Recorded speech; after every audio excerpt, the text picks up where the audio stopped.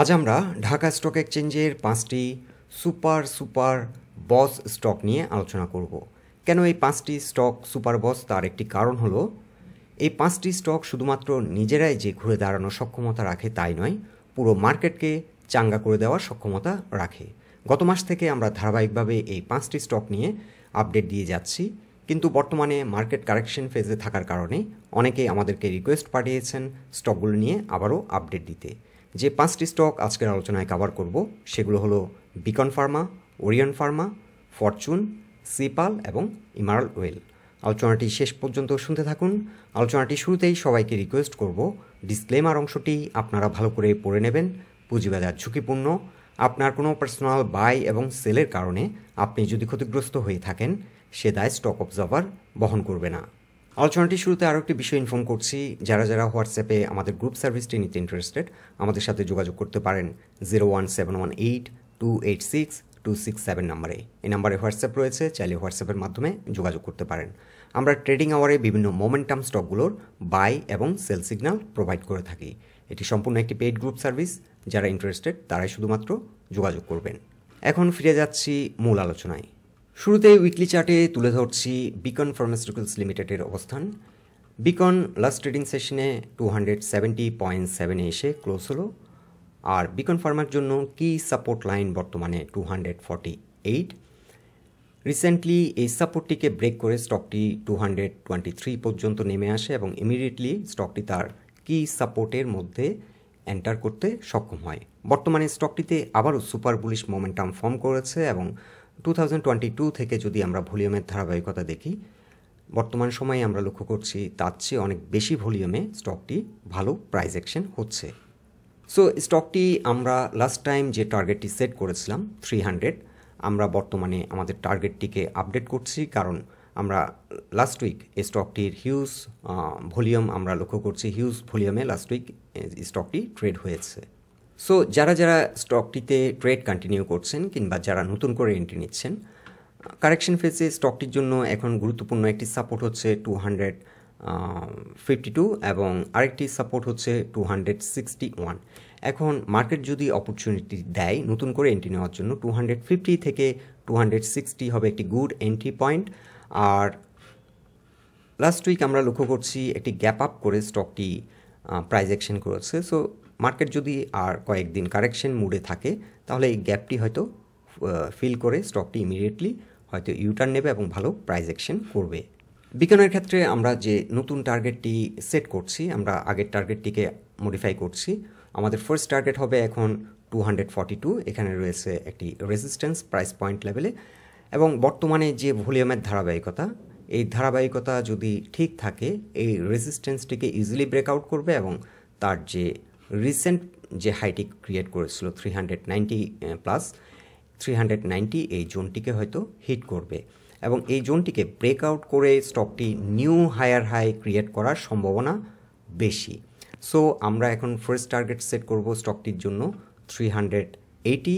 তবে যারা short term trade করার চিন্তাভাবনা করছেন, ডে টু ডে ট্রেডিংয়ের চিন্তাভাবনা করছেন, তাদের জন্য ফার্স্ট টার্গেট হবে 320। আরেকটি বিষয় হলো, বর্তমানে ফার্মাসিউটিক্যাল সেক্টর হচ্ছে মার্কেট লিডিং সেক্টর এবং ধারাবাহিকভাবে এই সেক্টরটি ভালো করছে এবং ধারাবাহিকভাবে ভালো ভলিউমে টার্নওভার হচ্ছে এই সেক্টরে। সো মার্কেট টার্নওভারের ক্ষেত্রে ধারাবাহিকতা এটি খুবই গুরুত্বপূর্ণ বিষয় এবং ফার্মাসিউটিক্যাল সেক্টর কিন্তু ধারাবাহিকভাবে ভালো পারফর্ম করছে এবং এই সেক্টরের বেশিরভাগ স্টকই কিন্তু এখন ভালো প্রাইস অ্যাকশন করছে। এখন ডে চার্টে তুলে ধরছি ওরিয়ন ফার্মা লিমিটেড এই স্টকটির অবস্থান।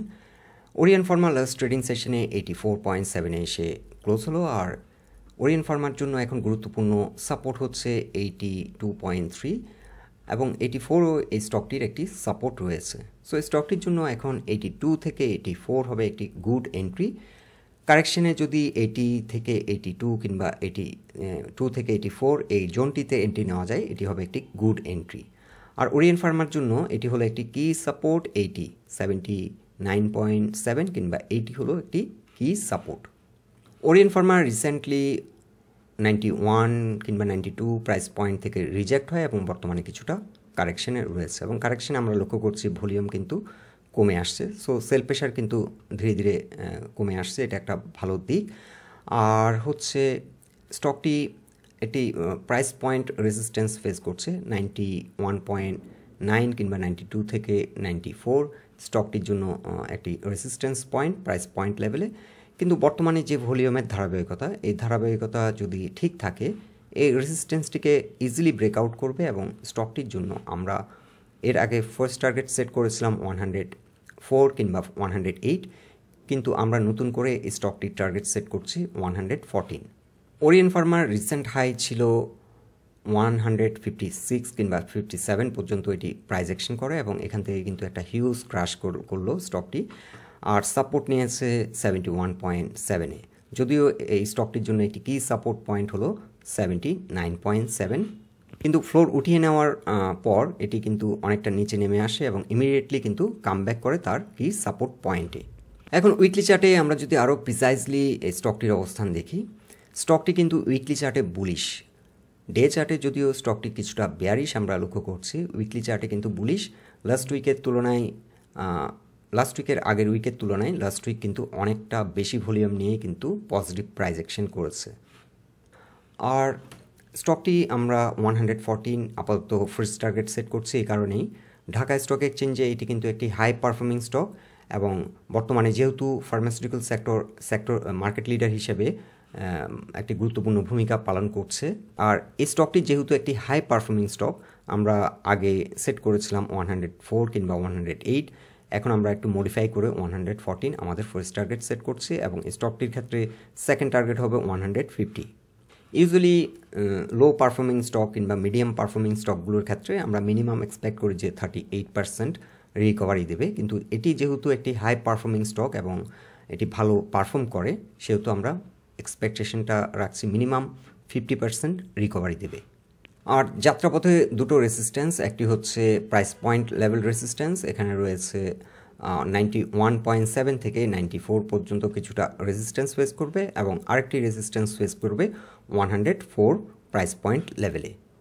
এখন ডে চার্টে তুলে ধরছি ফরচুন শুজ লিমিটেড এই স্টকটির অবস্থান। এই স্টকটি লাস্ট ট্রেডিং সেশনে 60.2-তে এসে ক্লোজ হলো। রিসেন্টলি এটি 66 পর্যন্ত প্রাইস অ্যাকশন করে এবং বর্তমানে কিছুটা কারেকশন মুডে রয়েছে এবং আমরা লক্ষ্য করছি সেল প্রেশার কিন্তু লাস্ট ট্রেডিং সেশনে অনেকটা কমে গেছে এবং এই জোন থেকে কিন্তু ঘুরে দাঁড়ানোর সম্ভাবনা অনেকটা বেশি।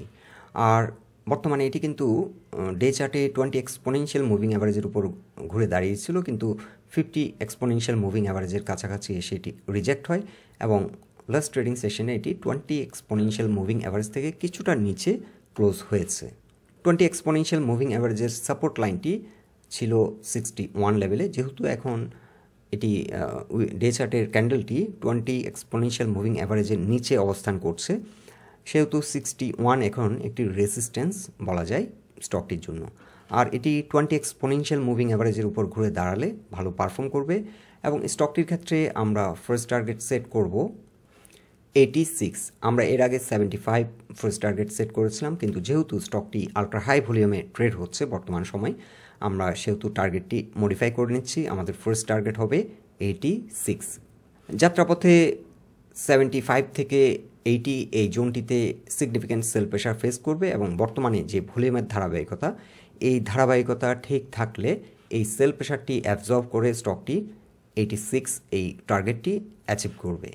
ফরচুনের জন্য এখন গুরুত্বপূর্ণ একটি সাপোর্ট পয়েন্ট হলো 60 আর এর পরের যে সাপোর্ট সেটি হলো 58.7। সো যারা এই স্টকটিতে ট্রেড নিয়েছেন ট্রেডটি কন্টিনিউ করতে পারেন। আর নতুন করে এন্ট্রি নেওয়ার জন্য মার্কেট যেহেতু কিছুটা কারেকশন মুডে রয়েছে, এখন যতটা লোতে এন্ট্রি নেওয়ার মার্কেট অপরচুনিটি দেয় সেই অপরচুনিটি টেক করা যেতে পারে। সো স্টকটি এখন 60 অলরেডি একটা ভালো এন্ট্রি পয়েন্টে রয়েছে এবং এখানে কিন্তু একটি স্ট্রং সাপোর্ট রয়েছে 59 থেকে 60। আর এখানে আরেকটি সাপোর্ট স্টকটির জন্য হবে 58.7। সো 58 থেকে 60-র মধ্যে যদি স্টকটি এন্ট্রি নেওয়া যায়, এখন এটি গুড এন্ট্রি হবে। ফরচুন শুজও কিন্তু বর্তমানে সুপার বুলিশ মোমেন্টামে রয়েছে, এটি আলট্রা হাই ভলিউমে ট্রেড হচ্ছে এবং এই ধারাবাহিকতা ঠিক থাকলে আমাদের টার্গেটটি ভেরি সুন অ্যাচিভ করবে।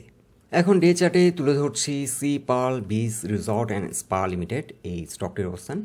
সিপাল লাস্ট ট্রেডিং সেশনে 98.8 এসে ক্লোজ হলো। রিসেন্টলি স্টকটি 20 এক্সপোনেনশিয়াল মুভিং অ্যাভারেজের উপর ঘুরে দাঁড়ানোর একটি অ্যাটেম্প্ট নিয়েছিল, কিন্তু ব্যর্থ হয় এবং আবারও কিন্তু কারেকশনের মধ্য দিয়ে যাচ্ছে। স্টকটি বর্তমানে 98, এটি একটি গুড সাপোর্ট পয়েন্ট। এই সাপোর্ট পয়েন্টটিকে রিটেস্ট করছে এবং আমরা লক্ষ্য করছি ডে চার্টে ভলিউম কিন্তু অ্যাভারেজ ভলিউম থেকে কিন্তু অনেকটা লো ভলিউমে ট্রেড হচ্ছে। স্টকটিতে কিন্তু সেল প্রেশার সিগনিফিক্যান্টলি নেই। বর্তমানে মার্কেট যেহেতু কিছুটা কারেকশন মুডে আছে, স্টকটি এই কারণেই ফার্দার কিছুটা কারেকশন হচ্ছে।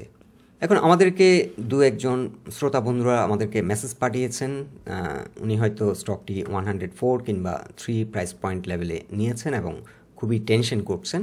তো ওনাকে একটি বিষয় দেখানোর চেষ্টা করি। আমরা উইকলি চার্টে আসি।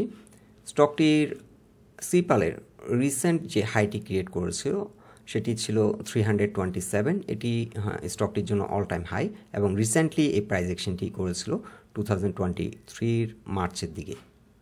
সো স্টকটি যখন র্যালি শুরু হয়েছিল, এই র্যালিতে অনেকে এন্ট্রি নিয়েছিল, হয়তো 160, 180, 200 এবং 300 প্রাইস পয়েন্টেও হয়তো অনেকে কিনেছেন এবং ডাউন হওয়ার সময়ও অনেকে হয়তো এই জোনগুলোতে এন্ট্রি নিয়েছেন 260, 200 থেকে 240, আবার হয়তো 60 থেকে আবার 210, সরি 160 থেকে হয়তো 210। এই প্রাইস এই পয়েন্টগুলোতে কিন্তু অনেকে এন্ট্রি নিয়েছেন এবং এই জোনগুলোতে কিন্তু হিউজ ভলিউমে একসময় ট্রেড হয়েছিল এবং বর্তমানে তার যে অল টাইম হাই, রিসেন্ট যে হাইটি ক্রিয়েট করেছিল, এটি ছিল স্টকটির অল টাইম হাই। এই অল টাইম হাই থেকে যদি আমরা কনসিডার করি, এটি 1/3-এরও কিছুটা লো প্রাইসে রয়েছে। এনিওয়ে, স্টকটির ক্ষেত্রে আমরা ফার্স্ট টার্গেট সেট করেছিলাম 140 থেকে 145 এবং সেকেন্ড টার্গেট ছিল আমাদের 160 থেকে 180। আর বর্তমানে একটি গুরুত্বপূর্ণ সাপোর্ট পয়েন্টে রয়েছে। স্টকটি বেসিক্যালি যেটি হচ্ছে, এটি সাইডওয়ে করছে এই জোনটিতে এবং কনসোলিডেট হচ্ছে। এটি একটি কনসোলিডেশন ফেজ এবং এই জোনটিতে হিউজ ভলিউমে কিন্তু অ্যাকুমুলেটেড হয়েছে। সো এখান থেকে স্টকটি একটা স্ট্রং প্রাইস অ্যাকশন হবে, তবে কিছুটা সময় নিচ্ছে। এর আগেও আমরা এই স্ট্রাকচারটির কথা বলেছিলাম। এটি একটি pattern, inverse head and shoulder pattern, এবং বর্তমানে স্টকটি এই প্যাটার্নটি হওয়ার সম্ভাবনা স্টকটিতে অনেক বেশি।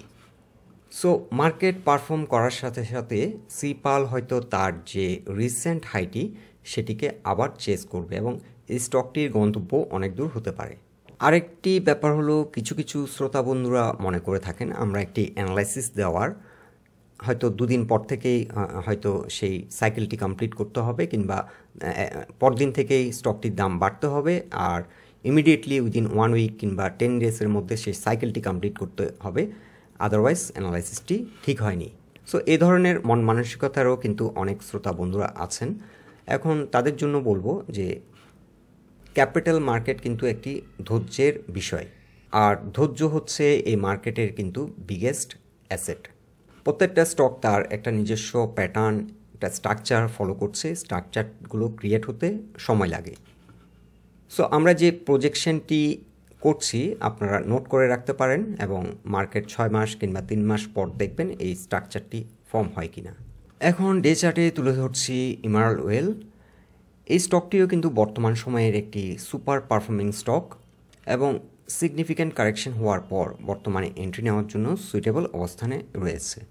আর স্টকটি সাপোর্ট নিয়েছে রিসেন্টলি 60 প্রাইস পয়েন্ট লেভেলে এবং এখান থেকে কিন্তু তার যে 23% যে রিকভারি সাইকেল সেটি কমপ্লিট করে এখন বর্তমানে আবারও কিছুটা কারেকশনের মুডে রয়েছে। স্টকটির একটি গুরুত্বপূর্ণ সাপোর্ট ছিল 81, সেই সাপোর্ট থেকে কিছুটা নিচে অবস্থান করছে 20 এক্সপোনেনশিয়াল মুভিং অ্যাভারেজ থেকে, তবে সেল প্রেশার আমরা লক্ষ্য করছি গ্র্যাজুয়ালি কমে আসছে। সো স্টকটির জন্য এটি কিন্তু একটি বুলিশ সিগন্যাল, আর এই স্টকটিও কিন্তু এন্ট্রি নেওয়ার জন্য সুইটেবল অবস্থানে রয়েছে। এখন মার্কেট যদি ফার্দার কিছুটা কারেকশন দেয় সেক্ষেত্রে হয়তো আরও কিছুটা নিচে নামতে পারে এবং স্টকটি বর্তমানে একটি চ্যানেল ধরে আগাচ্ছে, আপ ট্রেন্ডে আছে। এখন যেহেতু মার্কেট কারেকশন মুডে আছে সেই কারণে স্টকটি কিছুটা কারেকশন মুডে রয়েছে। এই স্টকটির ক্ষেত্রে আমরা ফার্স্ট টার্গেট সেট করেছি 108 এবং আমাদের সেকেন্ড টার্গেট হবে 140।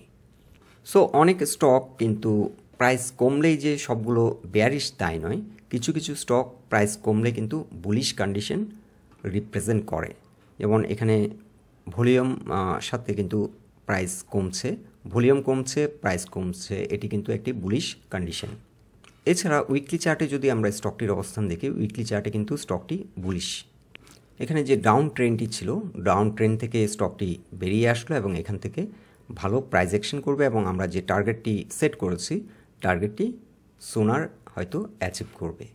সো ইমারাল ওয়েলের জন্য বর্তমানে একটি রেসিস্ট্যান্স হলো 90.7 এবং এই জোন থেকে কিন্তু বারংবার রিজেক্ট হচ্ছে। 90.7-এর উপর স্টকটি যদি ঘুরে দাঁড়াতে সক্ষম হয় তাহলে ইমিডিয়েটলি এটি স্ট্রং প্রাইস অ্যাকশন করবে এবং 109 পর্যন্ত আমরা যে ফার্স্ট টার্গেটটি সেট করেছি 109 পর্যন্ত হিট করবে। সো বন্ধুরা, এই 5টি স্টক নিয়ে এটাই ছিল আমাদের অবজারভেশন। আলোচনাটি যদি আপনাদের ভালো লেগে থাকে অবশ্যই পোস্টটিকে লাইক দিন, আর আমাদের সাথে থাকার জন্য আপনাদের অসংখ্য ধন্যবাদ।